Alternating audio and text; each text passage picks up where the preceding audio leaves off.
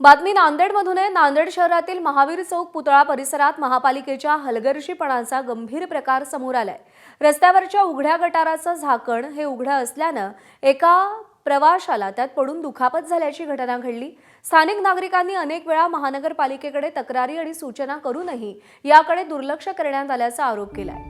गटाराच्या कामासाठी खोदलेला खड्डा अद्यापही बुजवण्यात आलेला नसल्यानं नागरिकांच्या जीविताला धोका निर्माण झाला असून तातडीनं दुरुस्तीची मागणी नागरिकांकडून करण्यात येते आहे। सध्या हा व्हिडिओ सोशल मीडियात व्हायरल झालाय।